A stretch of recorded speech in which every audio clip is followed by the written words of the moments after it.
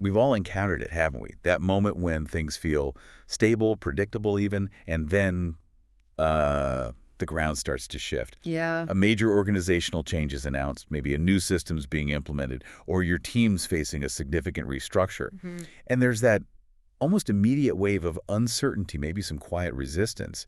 And you find yourself thinking, okay, how in the world are we going to navigate Yeah. this? Right. That feeling, it's almost universal when big changes hit. That challenging, often turbulent experience of transformation is exactly what we're diving into today. We're tackling the absolutely essential topic of change management. A huge topic and really critical for leaders. Absolutely. And to guide us through these complex dynamics, we're drawing deep from a single source, the Aware Leadership book. A fantastic resource for this. Our mission in this deep dive, custom tailored for you, is to go beyond just acknowledging that change is hard. We want to unpack, using the insights from this source material, what makes leadership not just a helpful component, but truly indispensable during periods of transformation. That word indispensable is key here. Yeah, we'll explore the practical strategies outlined in the source to help you, whether you're leading or part of a team experiencing change, understand how to move through the uncertainty and potentially turn it into, well, an opportunity for growth. That's right.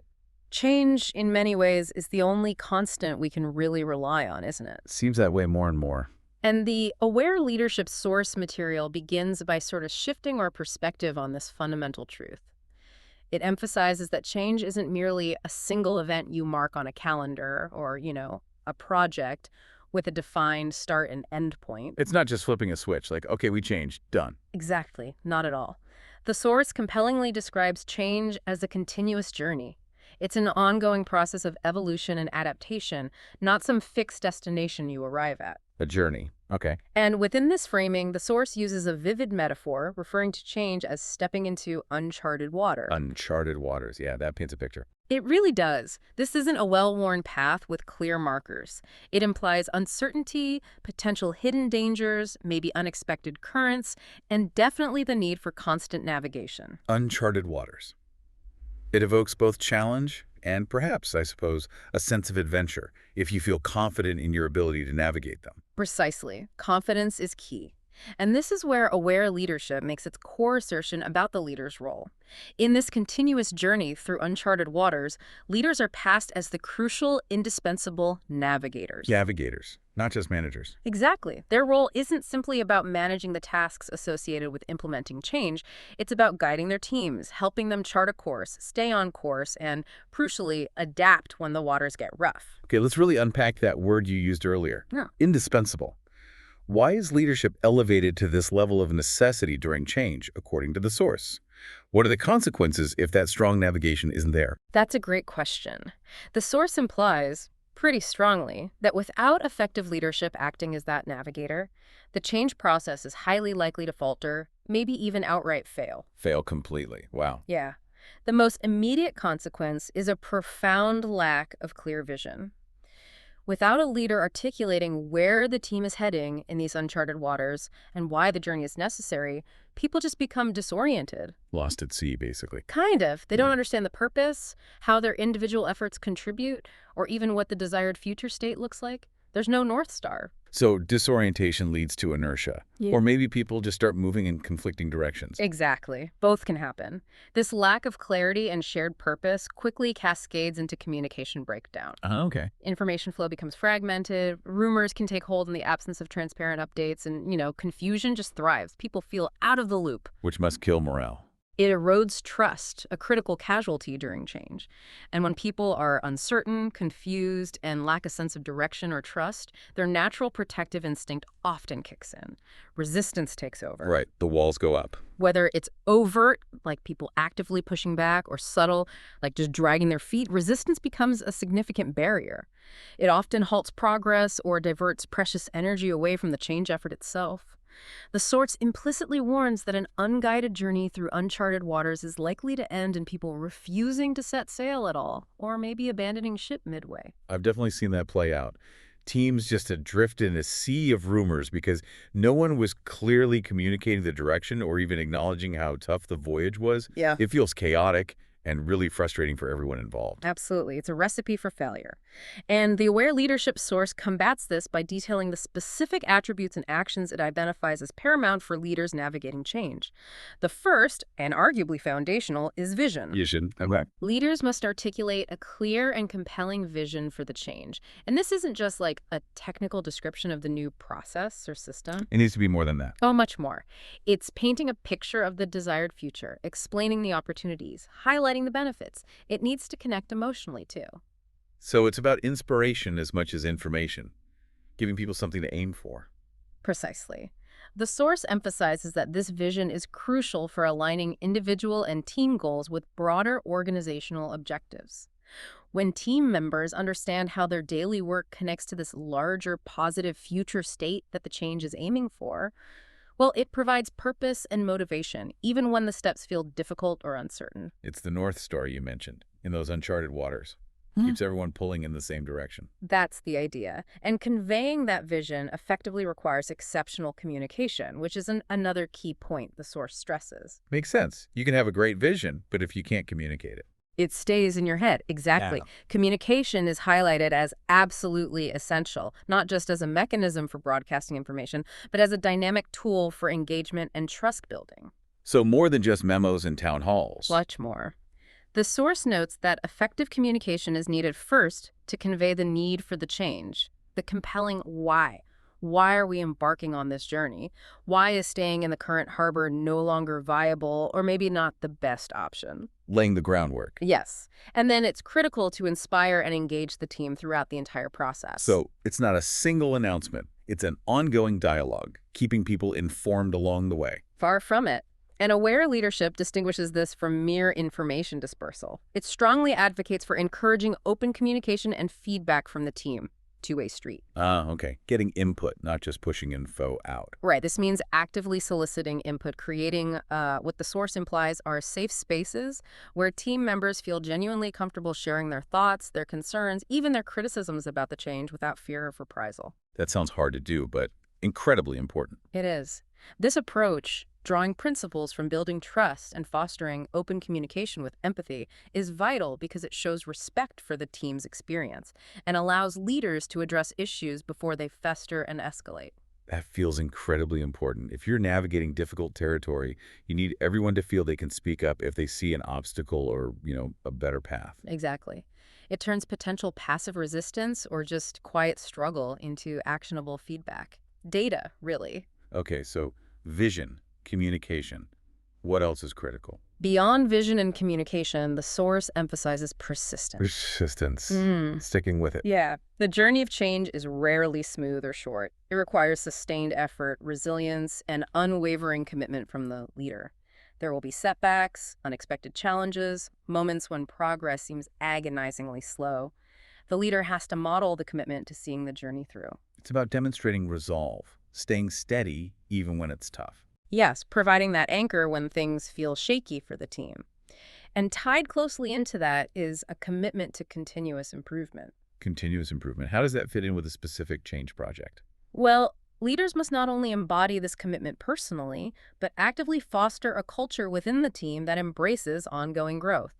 Change itself often reveals inefficiencies or opportunities for improvement you hadn't seen before. So the change process itself is a learning opportunity. Exactly. A leader who champions continuous improvement, cultivating lifelong learning strategically within the team, signals that the change process is also a learning process, and that adaptability is a valued trait.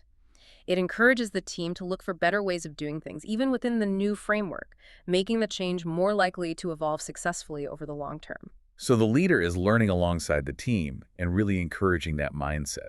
That makes sense.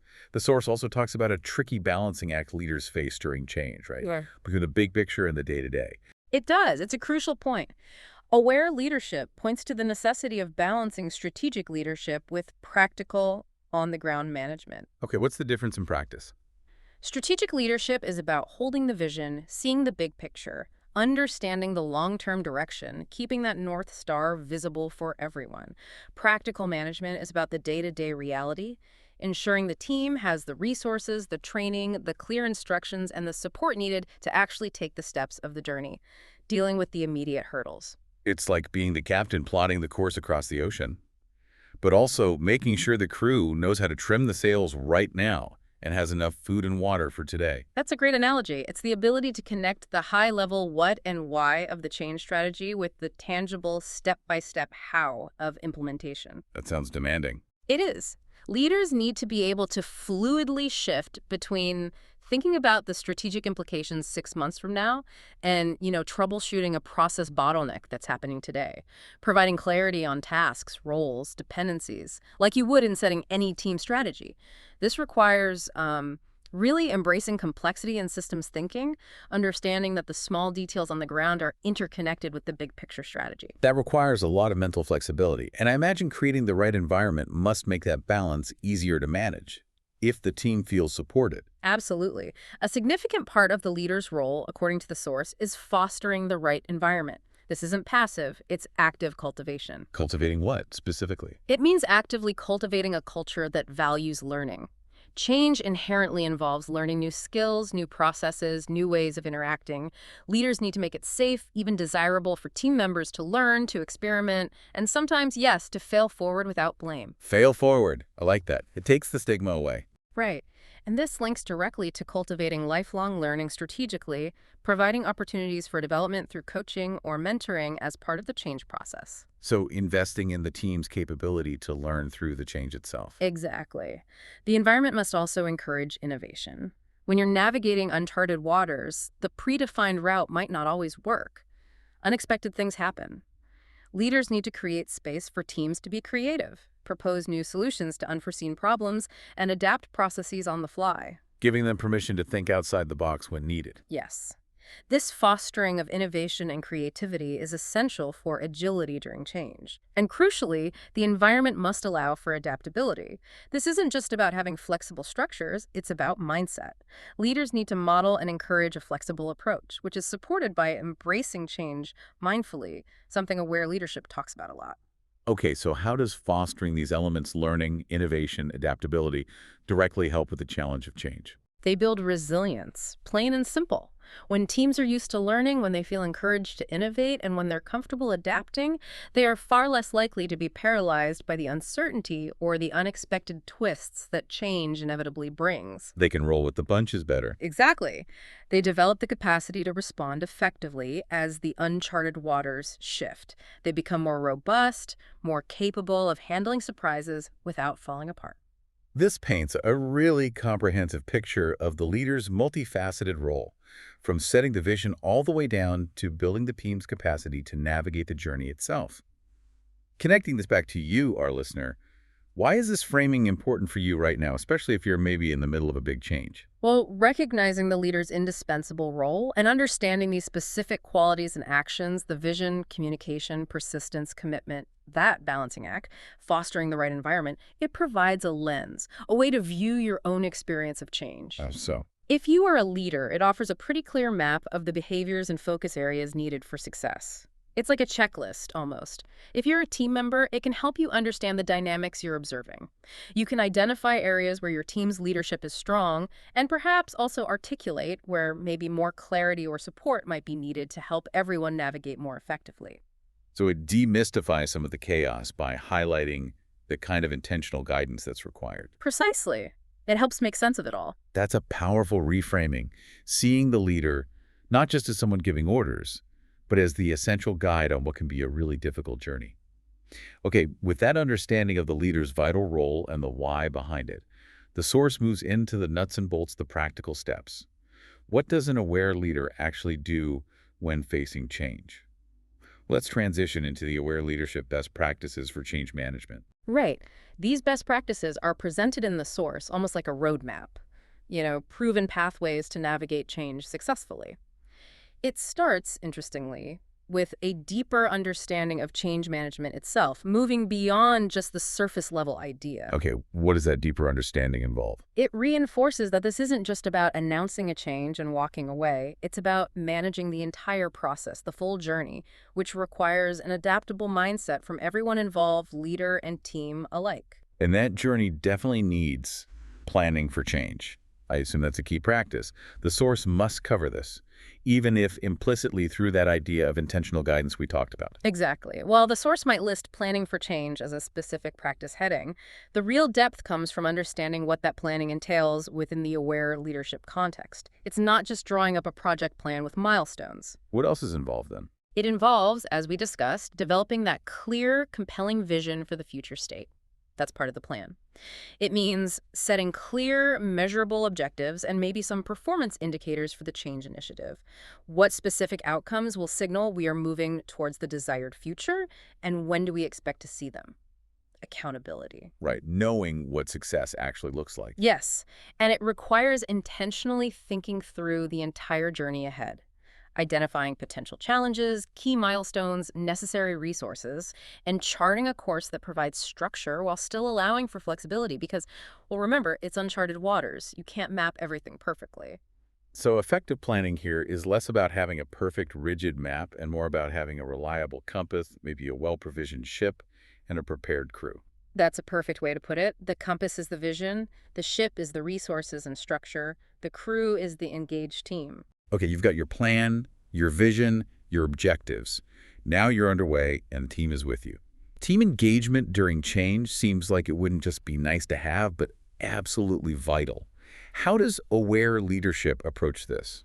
Engagement is absolutely fundamental because ultimately the team is the one making the journey, doing the work, adapting to the new reality.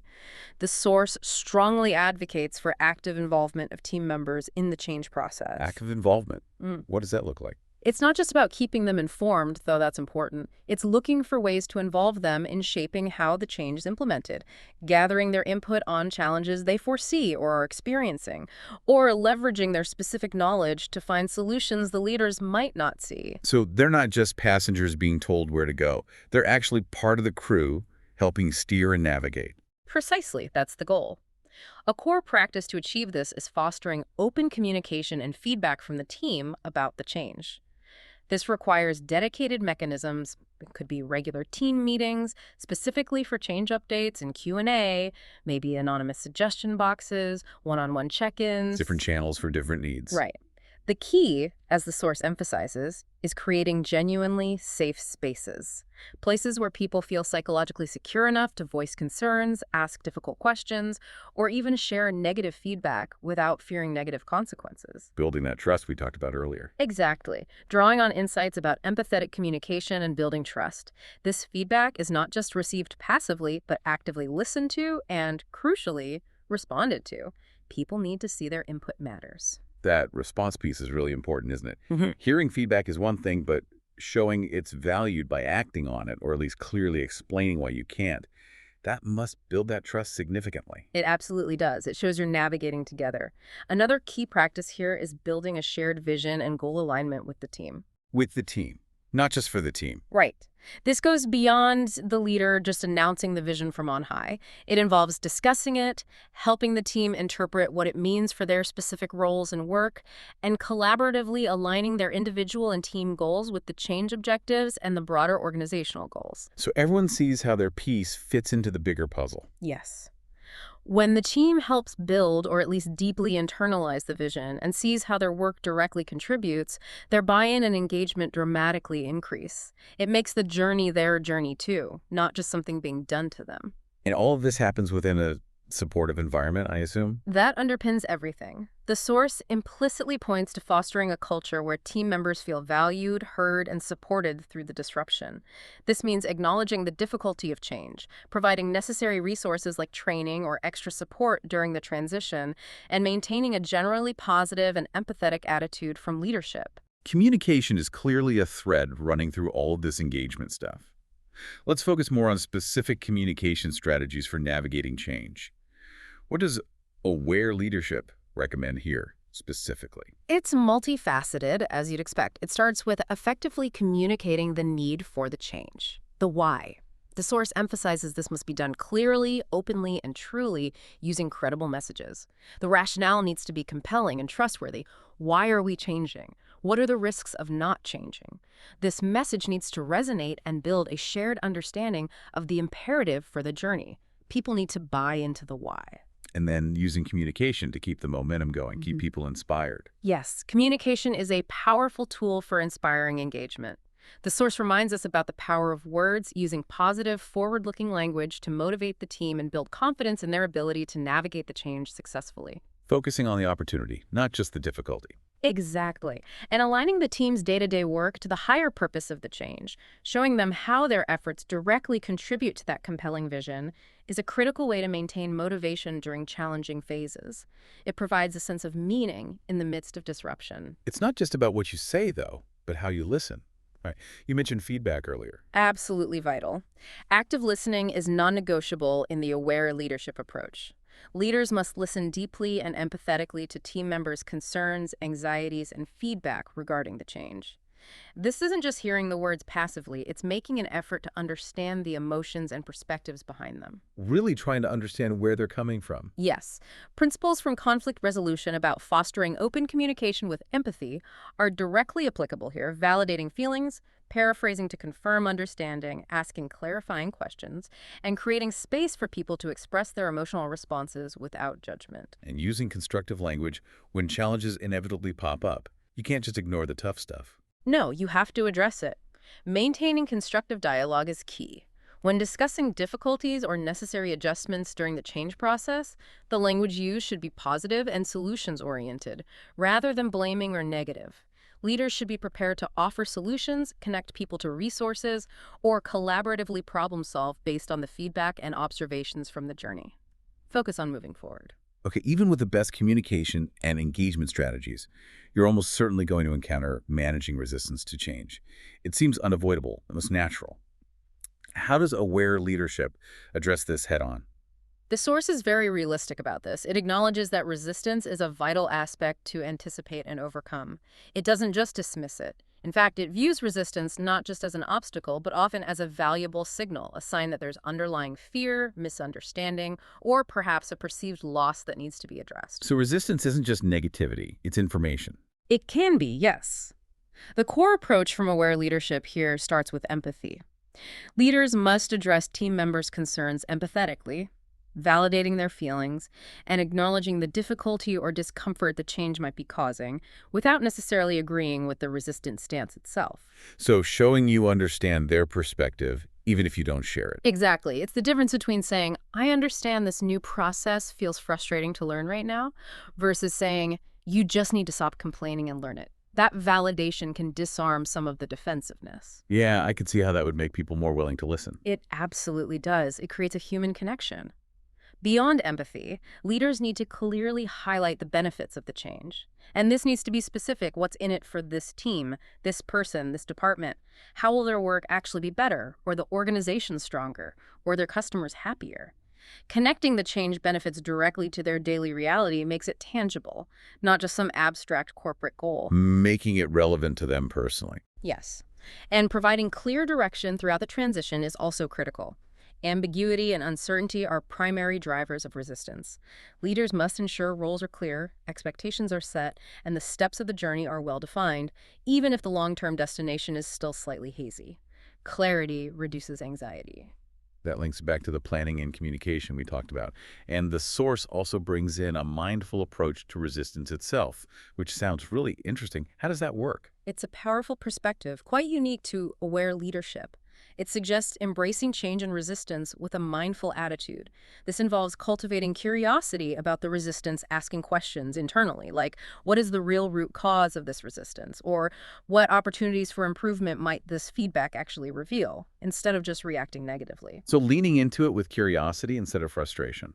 Exactly. It also means observing resistance, perhaps in yourself or in others, non-judgmentally, just noticing the feeling or behavior. Okay, I'm feeling resistant right now, or I see John is pushing back, without immediately reacting with frustration or defensiveness. Taking a mental step back. Yes. Practicing self-compassion is also key. Change is hard, and it's okay for you, as a leader or for your team members, to feel challenged or resistant at times. Be kind to yourself and others. And model openness by acknowledging the difficulty while still emphasizing resilience. The source even proposes a change mindset exercise, pausing to ask yourself, am I feeling resistance, curiosity, or am I ready for action? And encouraging your team to do the same, gently guiding the conversation towards curiosity, and eventually action. That's a fascinating way to approach it, shifting the internal framing from resistance as a problem to resistance as potentially information or just a natural human response to manage. Beyond managing immediate resistance, leaders also need to build the team's ongoing capability to handle change, which loops back to fostering a learning and adaptable environment. Exactly. This isn't just a practice for a specific change initiative, but about building a foundational capability for the future, because change is constant, remember? Right, the continuous journey idea. The source strongly emphasizes valuing learning during change. Leaders actively cultivate lifelong learning strategically, integrating training, coaching, and development opportunities right into the change process itself. They encourage team members to see the challenge of learning new systems or processes not just as a burden, but as an investment in their own growth and skills. So skill building becomes part of the change strategy, not an afterthought. It has to be. And leaders must actively encourage innovation. We touched on this. When the standard approach hits a wall in those uncharted waters, teams need to feel empowered to experiment and find novel solutions. Leaders provide the psychological safety and maybe the resources for this innovation to happen. Making it safe to try new things. Yes. And this environment also needs to allow for adaptability. This is really the outcome of valuing learning and innovation. When teams are comfortable learning and experimenting, they become naturally more adaptable. They're able to pivot strategies or adjust processes more quickly as circumstances inevitably change.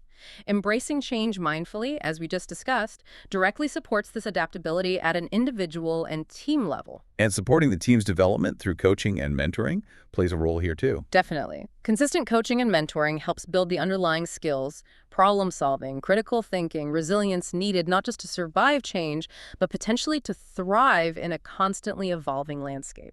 Okay, so once the change is implemented or well underway, the work isn't over. Monitoring and evaluation of change is presented as another crucial practice. Why is this so important? It is crucial. Because how do you know if the change is actually working? If you're achieving the vision? The source stresses the importance of establishing clear metrics and KPIs right from the outset. What does success look like in measurable terms? What are we tracking to know if the change is having the intended effect? Like what kind of metrics? Oh, it could be anything relevant to the change. Tracking adoption rates of a new software system, maybe changes in process efficiency or error rates, customer satisfaction scores, or even qualitative metrics like tracking changes in employee satisfaction surveys related to the new process. So having concrete data points to see if the journey is actually on track towards the destination. Precisely. This requires regular reviews and data analysis. Leaders need to consistently look at the metrics, analyze the data, and really understand what's happening on the ground. Is it matching expectations? Where are the gaps? And it's not just about the numbers, right? Feedback matters too. Absolutely. This quantitative data needs to be balanced by feedback mechanisms. The source is clear that gathering insights directly from employees and stakeholders about their experience of the change is vital. How is it impacting their daily work? What unexpected challenges are they facing? What's working well that maybe the metrics don't capture? This qualitative feedback provides crucial context. And the purpose of all this monitoring and feedback is ultimately to make adjustments if needed. Exactly. The source emphasizes using this combined information, the data and the feedback, to make timely adjustments to the change process as needed. Change management isn't static, it shouldn't be rigid, it's iterative. Learning as you go. Yes. If metrics show slow adoption or feedback reveals a major pain point, the leader must be prepared to tweak the approach, perhaps provide additional training, adjust communication strategies, or even modify expectations. It's continuous course correction based on real-world results. And looking back afterwards. That too. The source also recommends conducting post-implementation reviews. Once things have settled a bit, look back to assess the long-term impact. Did the change achieve its strategic goals? And, importantly, gather valuable lessons learned for future changes. What worked well? What will we do differently next time? It's about closing the loop and embedding the learning from this particular journey. Which brings us neatly to the final practice mentioned, sustaining change. How do you make sure the new direction actually becomes the new norm, rather than just a temporary detour people revert from later? That's the million-dollar question sometimes, isn't it? Making change stick. The source points to the leader's continued, visible commitment being absolutely key. Leaders must demonstrate an ongoing commitment to the new way of working and, importantly, to continuous improvement within that new framework. It's not done once implemented. So keep reinforcing it. Yes, they need to foster a culture where the new behaviors and processes are embedded, supported, and seen as the foundation for further growth and development, not just a temporary fix. Celebrating the journey must help with that reinforcement, right? Acknowledging the effort. Absolutely. Recognizing and celebrating milestones and achievements, no matter how small they might seem, is crucial for sustaining momentum and reinforcing the positive aspects of the change. Did the team successfully implement the first phase on time? Did they hit a key adoption metric ahead of schedule? Did someone find an innovative workaround to a tricky problem? Little wins along the way. Exactly. Acknowledging these successes publicly reinforces the effort, boosts morale, and makes the transition feel more rewarding. By highlighting successes, leaders actively reinforce the positive aspects of the change, helping the team internalize the new reality and making the transition easier and, ultimately, more sustainable for everyone involved. It reminds everyone that the journey, while challenging, brings progress, and that commitment to the new path is worthwhile. That's an incredibly practical and detailed roadmap derived from the source. Really useful. Now, for someone navigating all this, having some kind of framework to understand the overall process can be really helpful too, which is why the source also touches briefly on understanding change models. It does, and that's helpful because established change management theories offer valuable frameworks, sort of mental models, for structuring and understanding the change journey. Aware leadership presents these not as rigid prescriptive rules you must follow, but more as helpful conceptual tools maps that can guide the application of all the best practices we've just discussed. Giving context to the practices, the source mentions a couple of prominent ones, doesn't it? Yes, it briefly touches upon Kotter's 8-step change model. The source notes it's generally seen as a sequential, step-by-step approach. 8 steps. And it highlights key emphases within this model that really resonate with the aware leadership principles we've talked about. Things like building a sense of urgency, that compelling why for change we discussed, creating a guiding coalition, getting the right influencers and leaders on board to champion the change, and actively working on sustaining change, making it stick in the long run. These steps provide a kind of logical sequence for initiating and embedding transformation.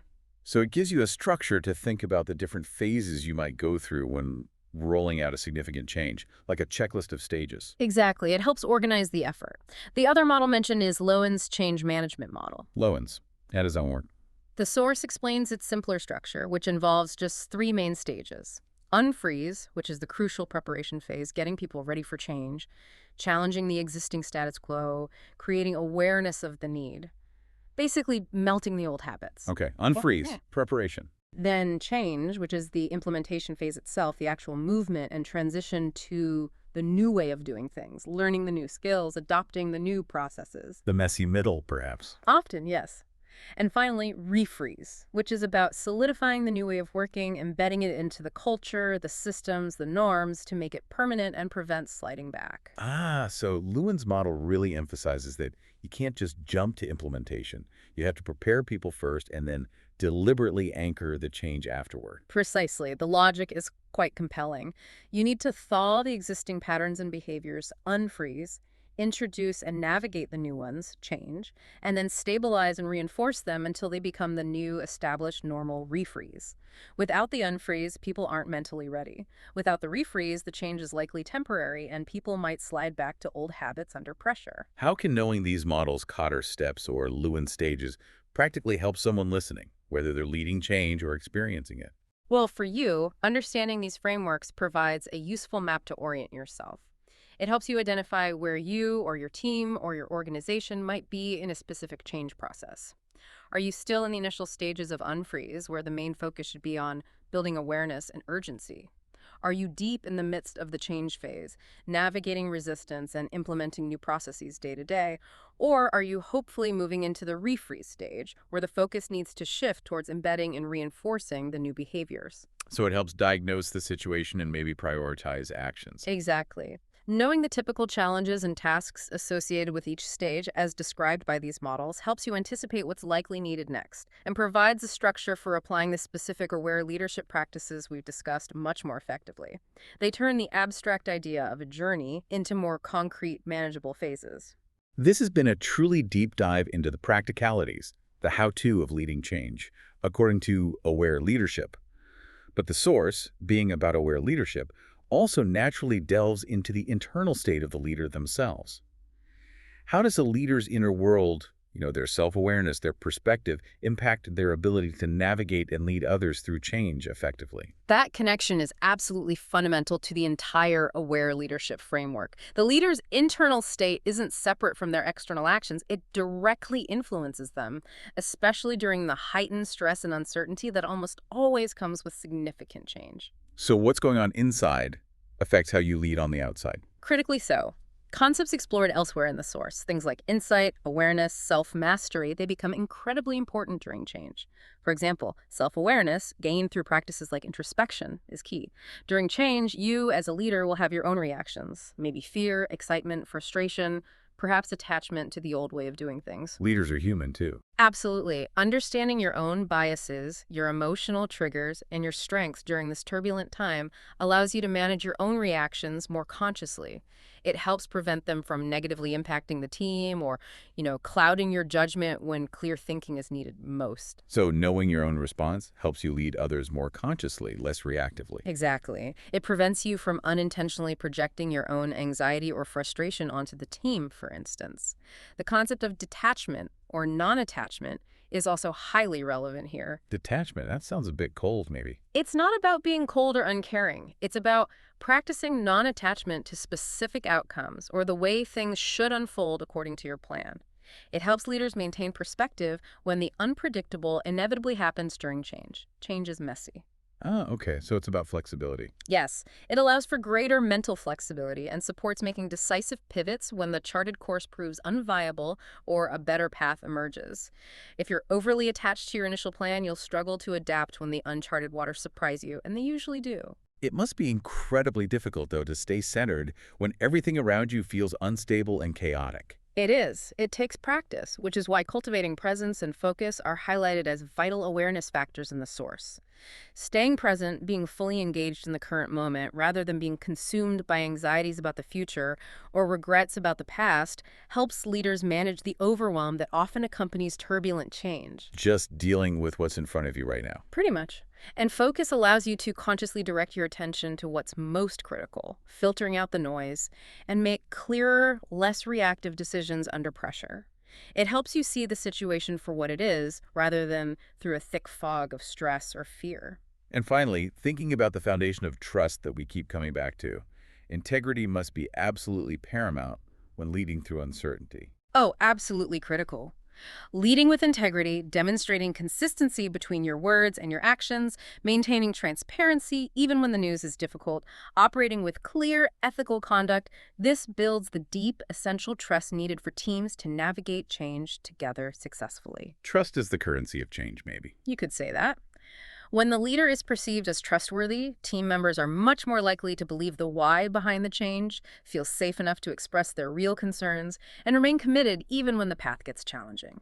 Trust, built consistently through integrity, is truly the bedrock upon which resilient teams facing change are built. This really emphasizes that leading change isn't just about process maps and communication plans and strategy. It's profoundly about the leader's inner capacity, their awareness, and how they genuinely show up for their team during a difficult time. Indeed. It brings the human element, the truly aware element, front and center in what is sometimes mistakenly viewed as a purely technical implementation problem.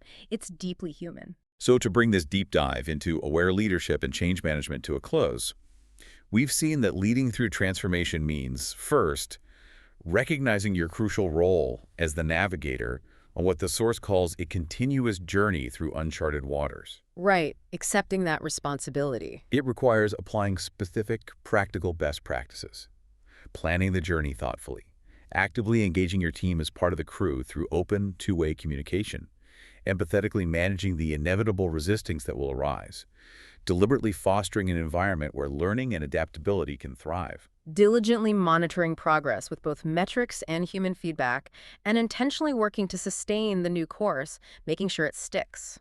And along the way, understanding helpful frameworks like Cotter steps or Lewin's stages can provide valuable structure and context for all those actions. Mastering these practices, as the source material really outlines in detail, helps you not only guide your team successfully through periods of disruption, but, maybe more importantly, it helps cultivate a lasting culture of continuous growth and adaptability within the team and the wider organization. Building resilience. Exactly. Building resilience not just for the current change you're facing, but for the ongoing evolution and future changes that are pretty much certain to follow in today's world. And here's a final thought, maybe something for you to mull over from this deep dive. If, as aware leadership suggests, change really is a continuous journey rather than just a finite event, how does actively cultivating your own adaptability, your own resilience, and your own inner awareness today prepare you not just to survive, but truly thrive in the transformations that tomorrow will undoubtedly bring? That's a powerful question to reflect on. Consider your own internal change mindset. Are you leaning into curiosity and growth when faced with the unknown, or do you find yourself anchored by resistance? Something to reflect on as you chart your own course forward.